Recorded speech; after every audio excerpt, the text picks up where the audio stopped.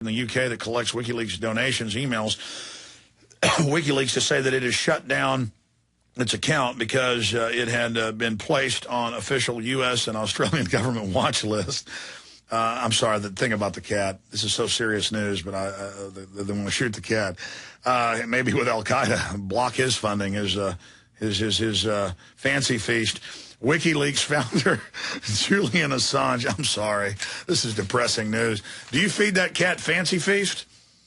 No, he has a wild diet because he's wild. So that cat is definitely a member of the Taliban. He could hold his own, I think. Well, if we don't give up all our rights right now to the federal government, that cat may get us. Well, but you see, what's happened to WikiLeaks is serious because it shows the federal government has made the determination that it cannot allow information, because if it allows information, it discredits the government and works against the government. Well, that shows they're not invincible. So, well, but they are, because they shut down WikiLeaks. They can shut down the entire internet. No, exactly, yeah. So you see, they completely own the print and TV media. I mean, they never could have invaded Iraq without the New York Times. I mean, it was the New York Times and Judith Miller and the neoconservatives there that paved the way for Bush's invasion of Iraq by printing all the lies about weapons of mass destruction and so on and so on. And again, it's the so-called mainstream media that provides the demonization of Iran. You know, they continue to demonize Iran, still hoping to be able to bring off a military attack there. And it's the media that does it for them. And the opposition is the internet or WikiLeaks, for example. And so they've shut down WikiLeaks. I suspect that they will progressively shut down websites that provide information that contradicts the lies that the United States government and the mainstream press tell. Well, I don't agree with many of his views, but I do agree with his First Amendment right. Dr. David Duke had his YouTube website shut down. It made national news, and people protested, and they put it back up. And Lieberman and others have said on record that they want to be able to, he, quote, wanted, this was a year ago, call YouTube and have shut down whatever he wanted. And we know that's going on in Europe. And they always use a test case with somebody that's seen as, unpopular or whatever, or who has outside views. But you know what? If these black groups that are on TV saying, the whites are the devil, if we take their free speech, we lose it. If you take David Duke's, free speech, we lose it. And we all hang together or we hang separate. And and just as much as I don't like somebody's speech, I like my speech that much more that I'm going to sit there and I'm not just going to, stand by and idly support them. I'm going to defend their free speech 110%.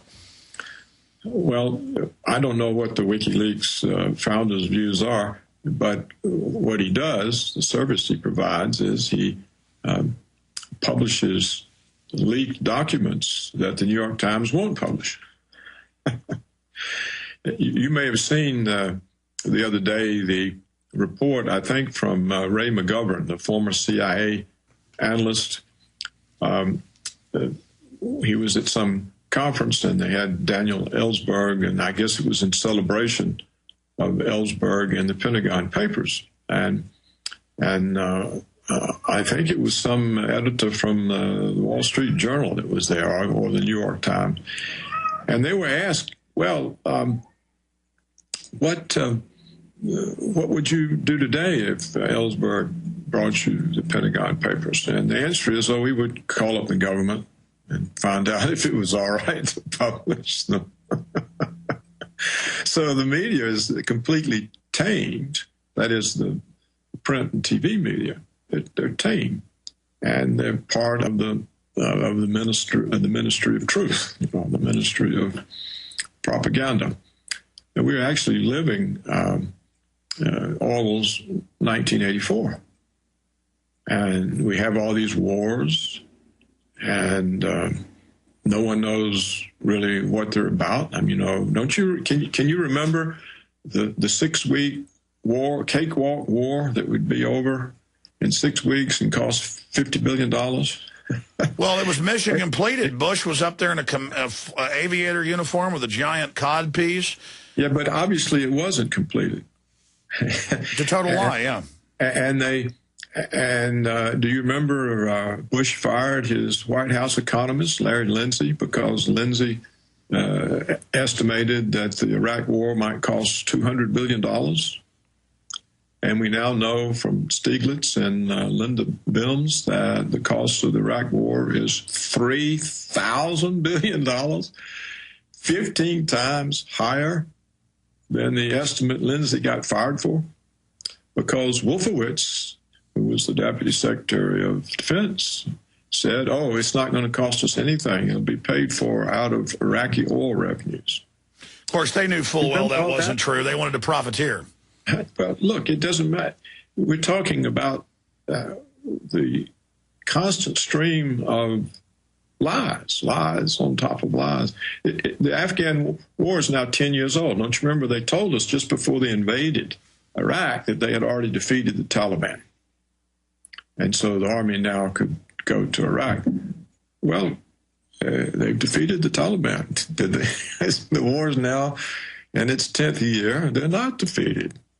We're trying to buy them off. We keep offering them money. That's the way we ended the war in Iraq. We put 80,000 of the Sunnis on the U.S. military payroll and paid them not to fight us.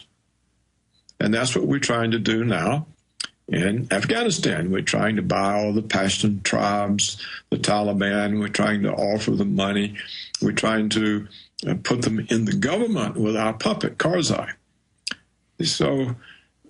But what is it all about? I mean, why have we been in Afghanistan for 10 years when we can't afford to give Social Security retirees a COLA adjustment? Because they need a money laundering black hole and the opium and the trillions in no-bid contracts. I don't know. They can. The Fed launders money every time it creates it.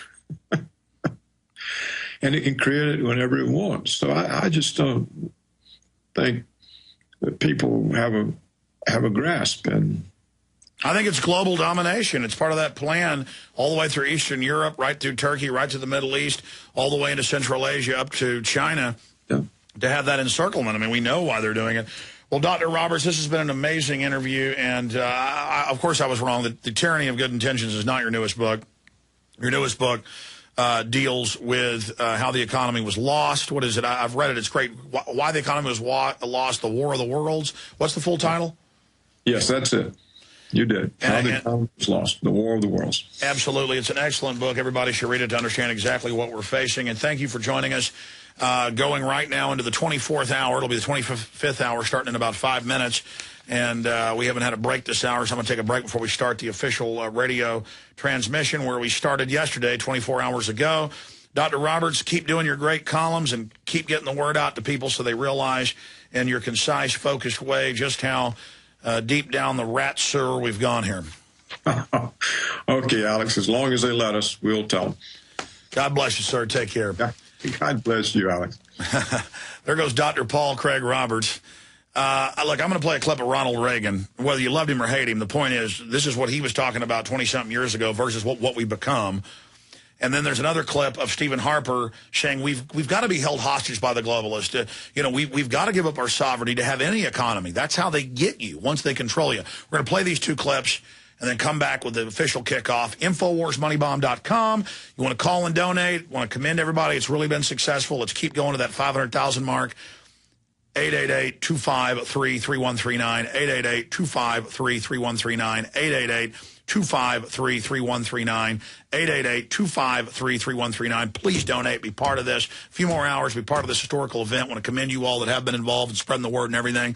You can also go to Infowars.com or InfowarsMoneybomb.com and donate right now. We'll have some new tallies for you in about 5 minutes. Stay with us.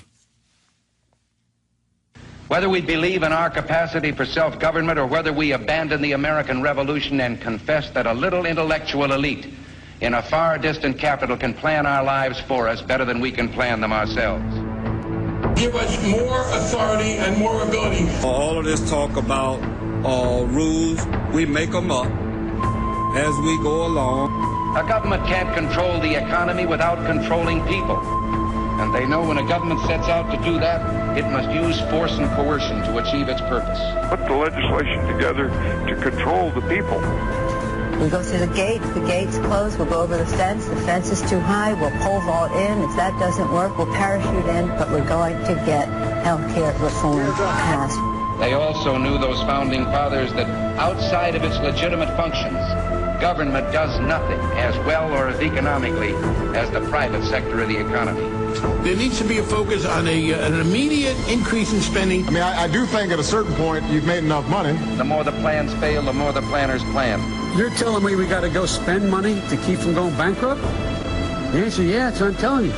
We have so many people who can't see a fat man standing beside a thin one without coming to the conclusion the fat man got that way by taking advantage of the thin one. I think there are a lot of very rich people out there whom we can tax at a point down the road and recover some of this money. The trouble with our liberal friends is not that they're ignorant. It's just that they know so much that isn't so. They'll be crying out for public options. It's the cost, I think, of having the kind of America that we want to have. Our natural unalienable rights are now considered to be a dispensation of government. And freedom has never been so fragile, so close to slipping from our grasp as it is at this moment. I don't worry about the Constitution on this, to be honest. What good is reading the bill if it's 1,000 pages? We have to pass the bill so that you can find out what is in it. Those voices don't speak for the rest of us. We'll preserve for our children this, the last best hope of man on earth.